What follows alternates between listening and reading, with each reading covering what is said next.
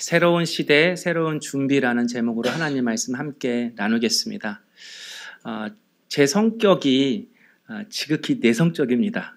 지금도 그렇지만 과거에는 더 그랬습니다. 그래서 사람을 만나는 목사의 직업을 갖고 있어도 제 마음속에는 누군가를 만나고 새로운 관계를 맺는다는 것이 좀 어려운 일입니다. 그런 저에게 하나님이 주신 축복이 있었습니다. 만남의 축복입니다. 저에게 좋은 배우자, 좋은 동역자, 우리 또 좋은 성도님들을 만나게 해주셨습니다. 이런 만남의 축복이 우리 성도님들 있기를 주님의 이름으로 축복합니다. 그런데 여러분, 내가 만남의 축복을 받는 것이 중요하지만 그것보다 더 중요한 것이 있습니다.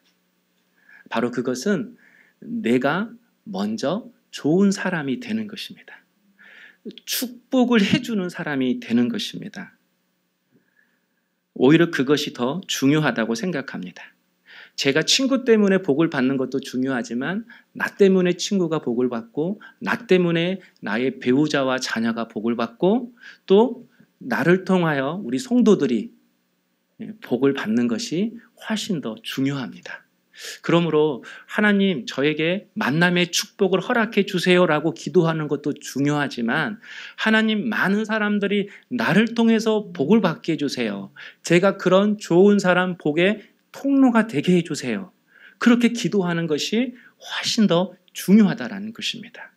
하나님의 뜻도 이와 같습니다. 하나님께서 아브라함을 부르실 때 그를 축복하시면서 이렇게 말씀하셨습니다. 너는 복이 될지라. 많은 사람들을 만날 텐데 그 많은 사람들이 너를 통해 복을 받을 거야. 너를 만나는 사람들마다 수지 맞을 거야. 하나님이 그렇게 약속해 주셨습니다.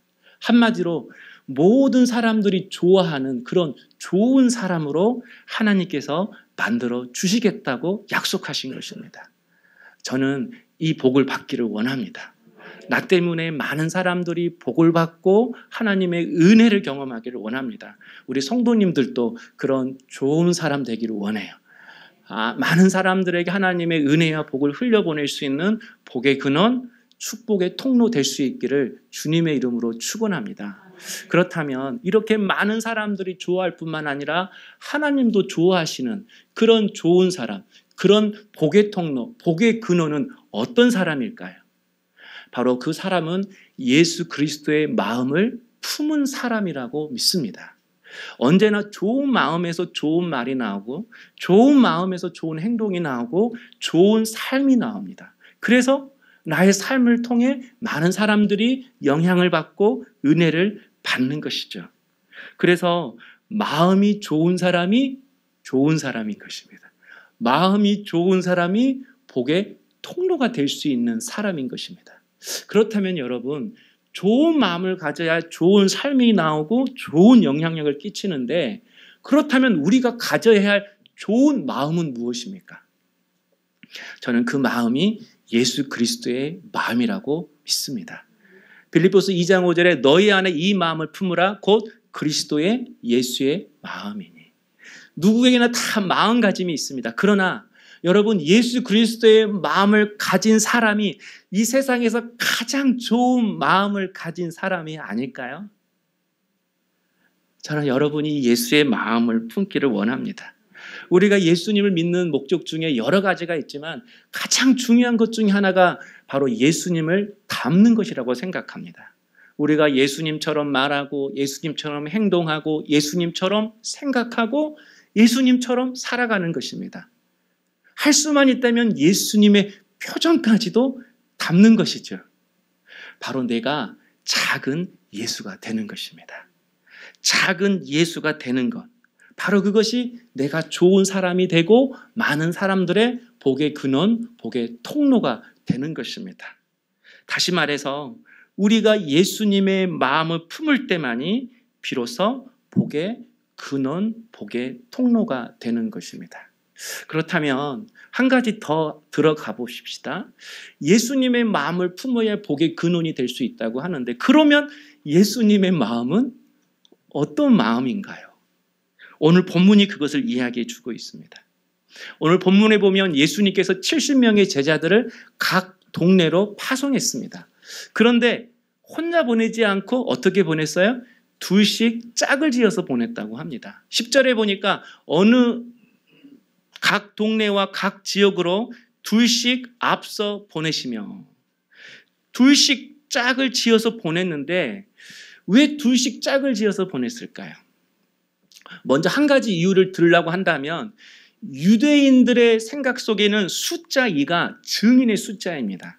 그러니까 두 사람이 말할 때 그 사건이 진실성이 있다라는 거예요. 그러니까 두 사람이 함께 예수님은 메시아다라고 말했을 때 예수님이 메시아이심이 사실입니다. 진실입니다.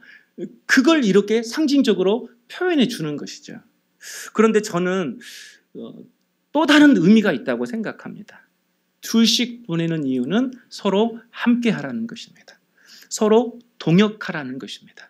그래서 성경에 보면 하나님의 사람들이 물론 혼자서 일하는 사람도 있지만 그들 또한 하나님이 예비하신 믿음의 동역자들이 있었습니다.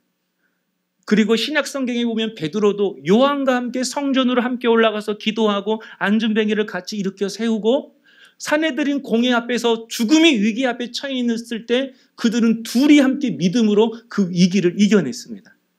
사도 바울도 혼자 선교한 게 아니죠. 바나바와 함께 선교를 했습니다. 그가 복음을 전하다가 옥에 갇혀 있을 때에도 혼자 찬송하고 기도하지 않았습니다. 바울과 실라가 함께 기도하고 찬송했다라고 이야기를 하는 것입니다. 이처럼 사람은 절대로 혼자 살 수 없습니다. 혼자 설 수도 없습니다. 언제나 우리는 함께 해야 되는 존재입니다. 예수님의 마음은 다른 것이 아니죠. 바로 함께하는 그런 마음인 것입니다. 지금 우리는 이 코로나로 인해서 언택트, 비대면 문화 속에 살고 있습니다. 그래서 대형 행사들이 취소가 되고 대면 모임들이, 회식 자리들이 하나씩 줄줄이 다 취소가 됩니다. 그런데 여러분, 그렇다고 해서 여러분 한번 삶을 보십시오. 모든 만남들이 다 없어졌습니까? 삶을부터 지금까지 여러분 정말 혼자만 사셨습니까? 그렇지 않습니다. 많은 모임들이 없어졌지만 사실은 쓸데없는 모임이 없어진 거예요. 내가 안 가도 되는 그런 모임들이 없어진 거예요. 여러분이 정말 가야 할 모임들은 반드시 갔을 거예요. 누구? 정말 사랑하는 사람, 정말 소중한 사람, 나에게 힘이 되는 사람, 나에게 위로가 되는 사람, 나에게 유익이 되는 사람. 그런 사람은 그런 상황 속에서도 마스크 쓰고 만나고, 그렇게 만나지 못하면 온라인을 통해서도 깊이 만나고 대화했습니다. 그러니까 여러분, 비대면 문화라는 것은 대면 문화가 없었다는 것이 아니라 이제는 진정한 만남만이 남게 되었다라는 것입니다. 그런 의미에서 여러분, 만남이 정말 중요합니다. 이럴 때일수록 정말 소중하고 중요한 사람만 만나게 되어 있는 것이죠. 그런 의미에서 저는 우리 성도님들이 함께 하고 싶은 그런 사람 되기를 원합니다. 함께 지내기를 원하는 그런 사람 되기를 원합니다. 만날 수 없는 생각 속에서도 생각나고 위로가 되는 그런 사람이 될 수 있기를 주님의 이름으로 축복합니다. 그래서 여러분, 요즘 이 만남의 키워드가 세이프티, 시큐리티, 안전, 신뢰라고 해요. 그러니까 이제는 정말 안전하게 그리고 신뢰할 수 있는 그런 사람만 만날 수 있게 된다라는 것입니다. 그런데 여러분, 우리가 함께하는 사람이 되어야 되는데 막상 함께하면 즐겁고 기쁜 사람이 있는가 하면 함께하고 싶지 않은 사람이 있습니다. 만나면 화가 나고 상처가 되고 기분이 왠지 모르게 좀 찜찜하고 상하고, 그런 사람들은 정말 이번 기회를 통해서 아예 만나고 싶지가 않습니다. 그런 사람들은 어떻게 하죠? 저는 이것이 목사의 사명이고 성도의 사명이고 교회의 사명이라고 생각합니다. 함께 만나면 기분이 좋고 즐겁고 기쁜 그 사람이 만나서 마음의 상처와 가시 때문에 만날 수 없고 혼자 있는 그 사람을 만나주는 것, 바로 그것이 그리스도의 사명이고 교회의 사명이라고 믿습니다. 그리고 이것이 바로 예수의 마음인 것이죠. 9절에 보니까 예수님께서 파송한 제자들에게 선포해야 할 복음이 무엇인지를 가르쳐 줍니다. 9절 한번 보면요. 하나님 나라가 너희에게 가까이 왔다 하라. 각 동네에 가면서 복음을 전하는데 뭐라고 전하는가?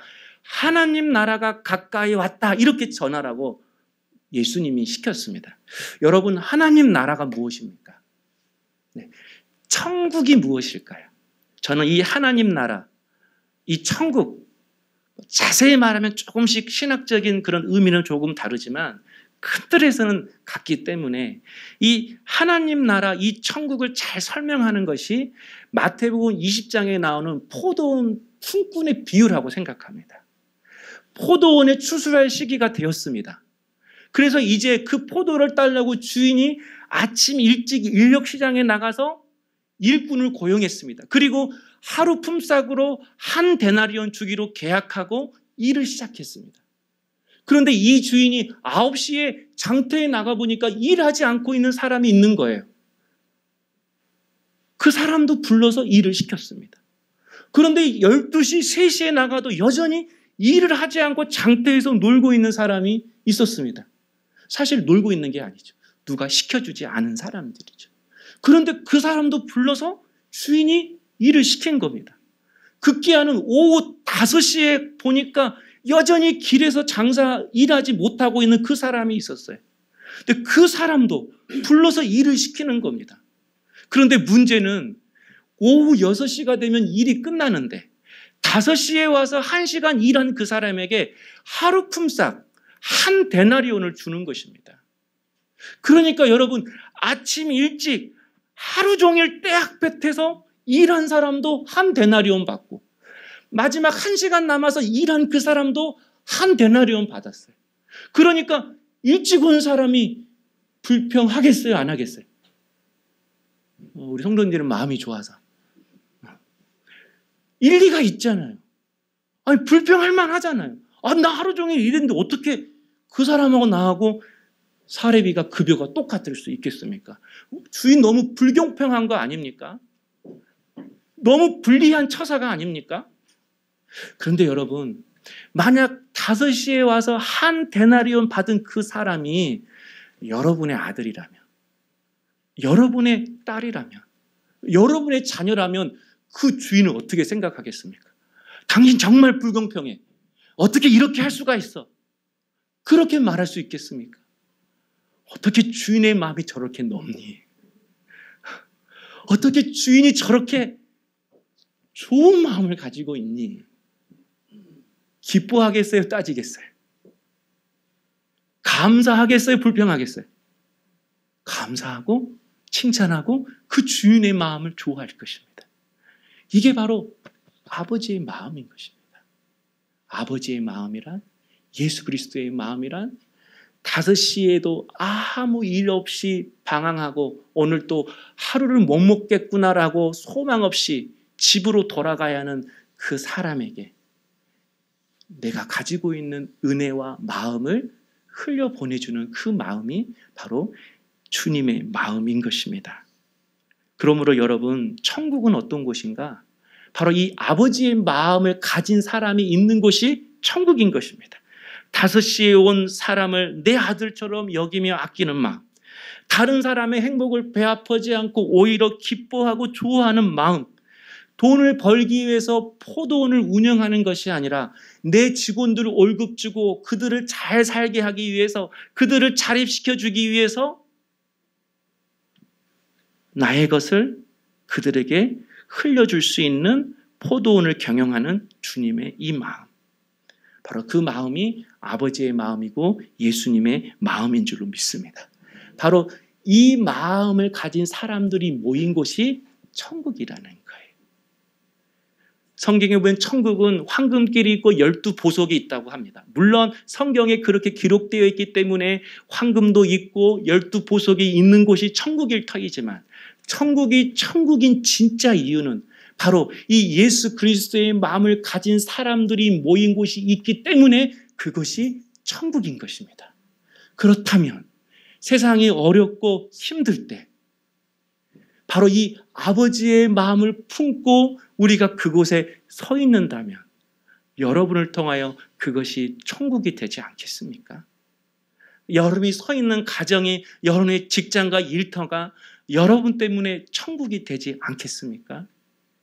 여러분이 어디 가든지 이 아버지의 마음, 주님의 마음으로 언제나 5시가 되어도 일자리가 없이 소망 잃고 살아가는 그 사람들에게 여러분의 마음과 여러분의 사랑과 여러분의 가진 것을 흘려보내주고 함께할 수 있는 그런 천국의 마음을 가진 주님의 성도들이 될 수 있기를 소망합니다.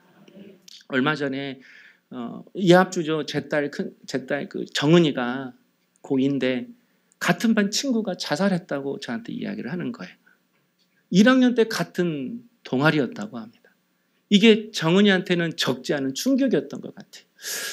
아니 고2인데 무슨 고민이 있어서 자살을 결정했나.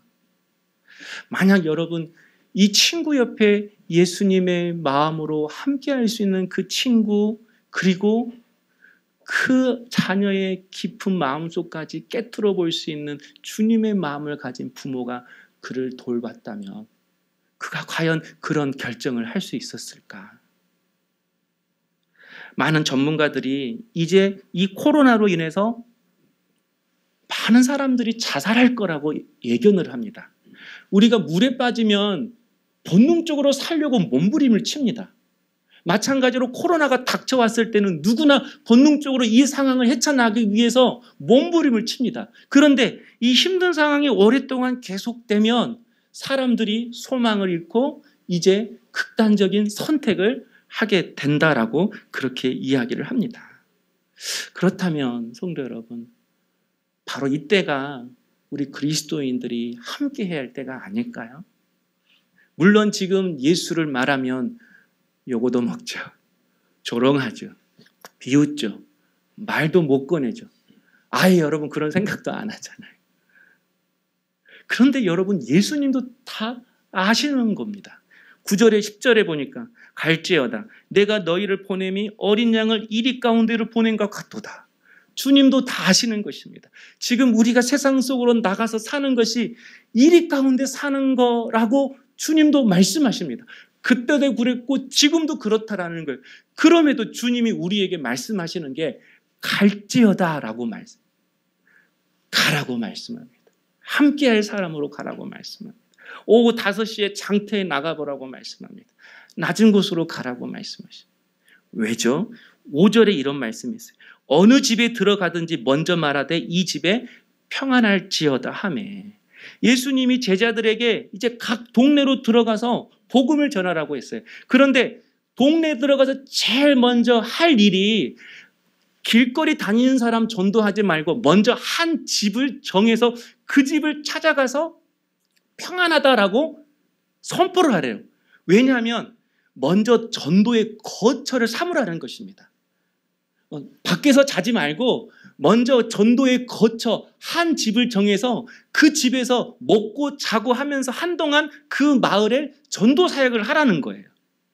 그런데 여러분 무조건 이 제자들 받아줄 사람이 누가 있겠어요? 그것도 유대인이 싫어하는 예수님의 제자들이 그것도 복음을 전하는데 그 제자들을 받아줄 사람이 누가 있겠어요? 그래도 주님이 그 집을 들어가서 평안하다 이렇게 이야기하래요. 불가능하다면 주님이 이렇게 말씀하셨을까요? 아무도 받아두지 않았다면 주님이 이렇게 말씀하셨을까요? 이 말은 주님의 복음을 들고 평안을 선포할 때에 그 평안을 받을 준비가 되어 있는 집이 있다라는 거예요. 하나님의 은혜와 하나님의 소망과 하나님의 축복을 받을 준비가 되어 있는 사람이 있다라는 거예요. 물론 우리가 일 가운데 살아가는 것 같고 교회와 성도가 좋은 이미지 속에서 살 수 없는 그런 시대이지만 여전히 이 상황 속에서도 자살을 결정하려고 하고 살 소망을 잃고 그래서 하나님의 위로와 소망을 전하면 물을 쑥 받아들이는 흙스펀지처럼 그 복음과 그 평안과 그 위로를 받을 준비가 되어진 사람이 있다라는 것입니다. 우리 예수님이 높고 높은 보좌에 있었지만 밑에 있는 우리를 바라보지 않았다면 우리는 여전히 죄 가운데 죽어가는 존재였을 것입니다. 그런데 주님은 높은 보좌에 있으시면서 아래를 보셨습니다. 우리를 보셨습니다. 죄 가운데 살고 세상의 여러 가지 재정과 건강과 묶임과 매임속과 가난 속에 살아가는 우리의 모습을 보았기 때문에 이 낮은 자리에 내려왔고 십자가를 치신 것입니다. 오늘 우리도 그 예수님의 마음으로 낮은 곳을 보고 그 낮은 곳에 있는 그 사람들과 함께 할 수 있는 그런 성도님 될 수 있기를 주님의 이름으로 축복합니다. 바로 그 사람들과 함께하는 성도, 낮은 곳에 있는 사람들과 함께하는 교회가 주님의 마음을 품는 성도와 교회이고 지금 이 시대가 원하는 성도와 교회인 줄로 믿습니다. 그런 의미에서 우리 교회도 이 시대와 함께 할 수 있는 그런 교회가 되어야 합니다. 코로나가 닥쳐왔을 때 세상은 이 코로나에 대응하기 위해서 오히려 이 코로나가 끝나는 그 다음 시대까지 대응하기 위해서 많은 준비를 하고 노력을 합니다. 마찬가지로 교회에게도 코로나가 닥쳐왔을 때 교회도 준비를 했습니다. 그리고 지금도 이 코로나를 위해서 준비를 하고 있습니다. 그러나 세상은 새롭게 맞이할 그 시대를 위해서 준비를 하고 있지만 여전히 교회는 코로나가 종식되면 모든 공예배를 다시 회복시킬 준비만 하고 있습니다. 온라인에서 예배 드리는 그 성도를 계속해서 나오라는 설교를 통하여 부담을 주어서 현장으로 나오게끔 하는 그런 준비를 하고 있습니다. 배 목사님 동기가 여기 금우지구에 있는 큰 교회 전도사입니다. 그 메인 예배가 300명이 나오는데 지금 100명도 채 나오지 않는다고 합니다. 그 교회는 코로나 기간에도 계속해서 대면 예배를 드렸던 교회입니다. 그러나 결국은 성도들이 교회에 대한 신뢰를 잃어버리는 거죠.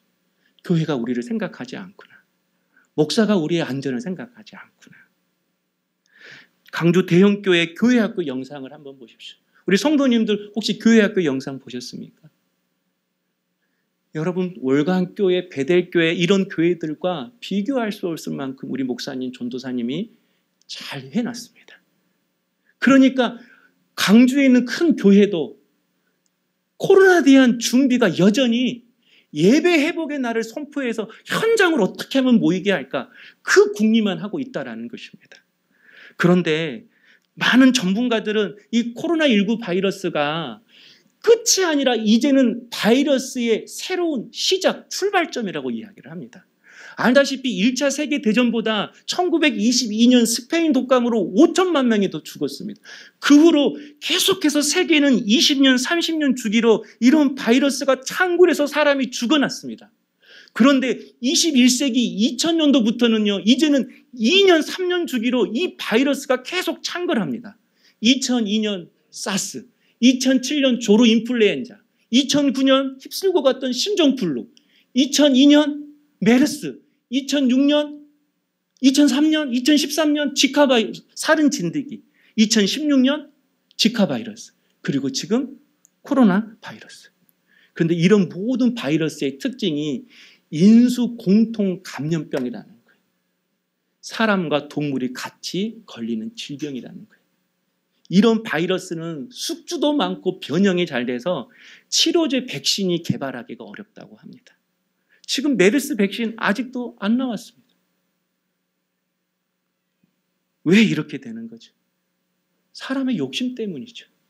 새로운 바이러스가 나온다는 것은 새로운 동물을, 새로운 생물을 사람들이 계속 접촉한다는 거예요. 개발이라는 명목으로 정글을 헤쳐서 깊숙한 곳에 들어가서 새로운 동물을 만나고 그 동물에 있는 바이러스가 사람의 몸을 타고 과거에는 성곽과 기차를 통해서 퍼졌습니다. 그러나 이제는 항공망을 통해서 급속망으로 퍼졌습니다. 인간의 욕심 때문이죠. 나만 성공하면 돼. 나만 잘 살면 돼. 나만 아니면 돼. 그래서 감염병 전문가들은 이제 disease, 질병을 그냥 disease 이렇게 쓰지 않고 disease X라고 쓴다고 합니다. 어떤 질병이 올 줄 모른다. 어떤 바이러스가 올 줄 모른다. 코로나19가 종식되면 그것으로 끝나는 것이 아니라 이제 또 알 수 없는 새로운 바이러스가 우리에게 찾아온다라는 거예요. 그래서 세상은 이 새로운 시대를 준비하고 있는 거예요. 그래서 뉴 노멀 시대라고 그러잖아요. 삶이 완전히 바뀌어져야 된다는 거예요. 생각, 태도, 가치관이 완전히 바뀌어져야 된다는 거예요. 뉴 노멀, 새로운 일상이 되어야 된다는 거예요. 교회도 바꿔줘야 하는 것이죠. 그래서 코로나 이 시기를 제2의 종교개혁이라고 말하고 있는 것입니다. 그러나 교회는 자꾸 과거로 돌아가려고 합니다. 그러면 교회는 결국은 망하게 되어 있습니다. 쇠퇴하게 되어 있습니다. 그런 의미에서 여러분, 우리 교회도 이제 이 시대에 맞는 교회로 변화되어야 되고 갖춰져야 합니다. 지금 이 시대에 맞춰서 여러 가지 교회가 나옵니다. 여러분 유튜브 보면 스타 목사님들 유튜브 방송이 나옵니다. 보십시오. 3만회, 5만회, 저처럼 막 150회, 200회, 여러분이 도와줘서 그렇게 올라가고 있지만 비교가 안 됩니다. 그런데 그분의 설교를요, 3분, 4분으로 짜집기 해서 좋은 구절만 이렇게 방송을 내버리는 유튜버들이 있습니다. 그 3분, 4분 그 목사님들 조회수를 보면요, 10만, 5만 그래요.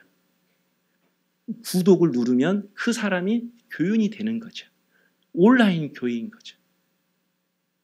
그러나 여러분, 신앙에 도움은 될 수 있지만 그것은 진정한 교회도 아니고 진정한 성도도 될 수 없습니다.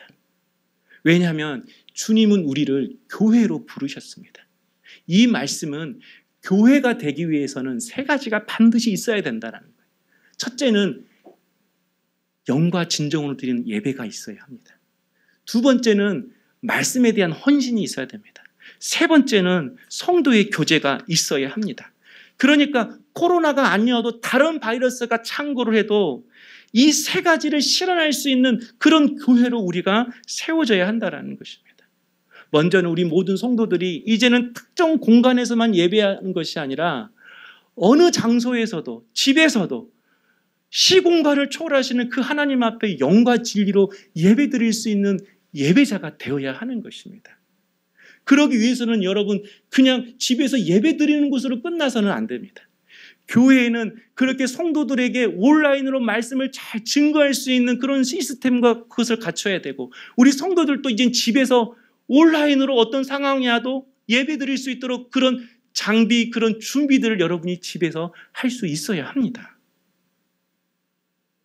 두 번째는 말씀에 대한 헌신이 있어야 합니다. 과거에는 교회에서 열심히 기도하고 찬송하고 봉수하면 헌신하는 사람이었습니다.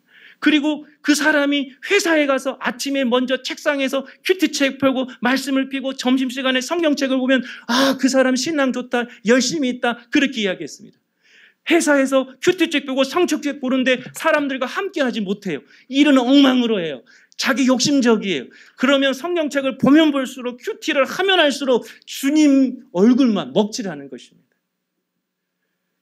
진정한 말씀에 대한 헌신은 장소에 대한 헌신이 아니라 말씀에 대한 헌신이 되어야 하는 것입니다. 이제는 굳이 직장에서 교회 그런 것 말고 아침에 일어나면 온라인으로 보내진 그 말씀 앞에 내가 하나님 앞에 예배 드리는 것입니다. 그래서 아침부터 내 가정을 교회로 세워가는 것입니다. 그 예배를 통해 그 가정 안은 하나님의 빛이 선포될 것이고, 그 아침의 예배를 통해 주시는 말씀과 지혜로 하루를 살아갈 지혜와 능력을 얻게 되는 것입니다. 이제는 여러분 이렇게 모이는 교회뿐만 아니라 여러분의 가정이 진정한 교회가 되는 그런 조로의 기회입니다. 밤에 함께 모여서 가정 예배 드리자, 안 나면 용돈 안 준다, 누가 예배 안 드려 화를 내고 억지로 가정 예배 드리는 것이 아니라 이제는 여러분이 각자가 아침에 일어나면 뉴스를 선택할 것인가, 말씀을 선택할 것인가, 연애 그런 찌끄러기 기사를 선택할 것인가, 주님의 지혜를 내가 받을 것인가, 일어날 때부터 결정해서 하루하루를 주님의 마음과 주님의 지혜와 지식으로 살아가는 것입니다. 마지막은 성도들의 교제가 있어야 합니다. 이렇게 우리가 함께 모여서 예배드리지만 갑자기 예배드릴 수 없는 상황은 이제 한 달에 한두 번은 이제 동산별로 모여서 함께 예배하고 교제가 있어야 합니다. 그래서 많은 성도들이 있었으면 좋겠지만 그래도 어떻게 해서는 좀 2명씩 묶어보려고 했는데 그게 잘 되지는 않더라고요. 함께 모여서 함께 예배하고 그들을 돌봐야 됩니다. 그러면 리더가 세워져야 되죠. 그 리더는 온라인으로 저랑 지속적으로 대화하면서 함께 기도의 제목을 나누고 리더로 세워가는 그런 훈련이 필요한 것입니다. 성도 여러분, 예수님께서 전도여행을 갈 때에 배낭과 전대를 버리라고 했습니다. 여행을 가려면 간소하게 해야 된다는 거예요. 마찬가지로 새로운 시대에 맞는 그런 교회로 세워지기 위해서는 여러분 우리도 이제는 간소해야 됩니다. 기존에 가졌던 교회의 생각, 구조, 틀을 우리가 이제는 다 내려놓고 무엇이 주님이 원하는 교회인지 예배와 말씀과 교제를 어떻게 하면 실현할 수 있는지 거기에만 초점을 맞추고 나가야 한다라는 것입니다. 그래서 여러분 하나님과 함께하고 성도와 함께하고 이웃과 함께하는 그런 교회가 될 수 있는 은혜가 있기를 소망합니다. 여러분 그렇게 목적에 집중하는 것이 교회입니다. 그러면 여러분 우리가 어디에서나 예배 드려도 우리는 하나님이 기뻐하시는 교회 공동체가 되는 것입니다. 그래서 여러분 우리가 건물에 갇혀 있는 것이 아니라 누가 저한테 창고 하나만 줘도 되겠어요. 이제 흩어져서 예배하고 함께 모여서 예배하고 거기서 예배와 말씀과 교제가 실현될 수만 있다면 바로 그것이 교회라고 믿습니다. 우리가 교회이고 하나님은 시간과 공간을 초월하시는 하나님이기에 언제나 영과 진리로 예배하는 저희들을 인도해 주실 줄로 믿습니다. 성도 여러분, 오늘 좀 길었지만 사실 제 마음을 좀 말씀을 통해서 나누고 싶었습니다. 그만큼 교회는 절대절명의 위기 속에 처해 있습니다. 많은 개척교회 목사들이 여러분 다 무너졌습니다. 저희 교회만 이렇게 감사하게 하나님이 세워주셨습니다. 시대의 사명이 있다고 생각합니다. 저는 젊기에 여러분이 생각하는 교회와 제가 생각하는 교회가 다를 수가 있습니다. 그러나 여러분 내가 분명하게 말씀드리는 건 오직 우리의 구원자는 예수 그리스도입니다. 그분은 교회의 머리가 되십니다. 그분이 우리에게 원하시는 것은 우리가 하나님의 형상을 회복하는 것이고 그래서 주님의 마음을 품고 성도와 이웃과 함께하는 것입니다. 제 목적은 그거 하나입니다. 이것이 없어지고 저게 새롭게 된다 할지라도 부족한 종이지만 우리 성도님들이 한 마음으로 동역해주고 순종해 줄 수 있기를 주님의 이름으로 축복합니다. 제가 전도사 철없을 때에는 기어이 부장집사 이겨먹으려고 했어요. 꼭 이렇게 돼야 한다고 했어요. 수가 불어나니까 부장집사님도 저한테 아무 말 못했어요. 그러나 철이 들고 보니까 한 가지를 깨달았어요. 하나님의 일은 이렇게 해도 되고 저렇게 해도 된다는 거예요. 그 일을 주관하시는 분은 하나님이시라는 거예요. 하나님이 원하는 것은 그 방법과 상관없이 우리가 한 마음이 되는 것, 그것이 중요해요. 여러분 가정도 마찬가지입니다. 서로 계획은 달라도요, 부부가 한 마음이 되면요, 그게 하나님이 이루어 가셔요. 부모와 자녀가 하나가 되면 하나님이 어떻게든 이루어 가셔요. 중요한 것은 우리가 하나가 되는 건데, 여러분 제 힘으로 우리가 하나 되게 할 수 없습니다. 제가 여러분을 다 설득할 수도 없습니다. 가정도 여러분 부부가 어떻게 하나 될 수 있겠습니까? 여러분 회사 직원들이 어떻게 한 마음으로 주님의 마음처럼 일할 수 있겠습니까? 사람의 힘으로 불가능합니다. 그러나 하나 되게 하시는 것은 오직 하나님이십니다. 하나님께서 성령을 부어주실 때 하나가 되는 것입니다. 내 안에 있는 성령님과 여러분 안에 있는 성령님은 동일한 분이십니다. 여러분의 가정에 하나님께서 성령을 부어주셔서 부부가 하나 되기를 원합니다. 부모와 자녀가 하나 되기를 원합니다. 우리 교회가 하나 되기를 원합니다. 그래서 함께 아름다운 교회를 세워가고 이 교회를 통해서 한 영혼, 한 가정 회복되어 하나님의 나라를 이루어가는 우리 성도님 될 수 있기를 주의 이름으로 축복합니다. 기도하겠습니다. 우리 말씀 가지고 하나님, 내가 만남의 축복을 원하지만 나를 만나는 모든 사람마다 복이 되는 복의 통로로 나를 사용하여 주시옵소서. 내 자녀에게 만남의 축복이 있기를 원하지만 내 자녀가 어딜 가든지 많은 사람들에게 복의 근원이 될 수 있도록 축복하여 주시옵소서. 우리 교회를 통하여 이 세상에 빛이 되게 하여 주시고, 이제는 어떤 상황이 와도 시공간을 초월하시는 그 하나님의 영과 진리로 예배함으로, 그 주님과 항상 동행하며 살아감으로 세상과 이웃과 함께 할 수 있는 그런 성도 교회 되게 해달라고 우리 함께 기도하며 나가겠습니다.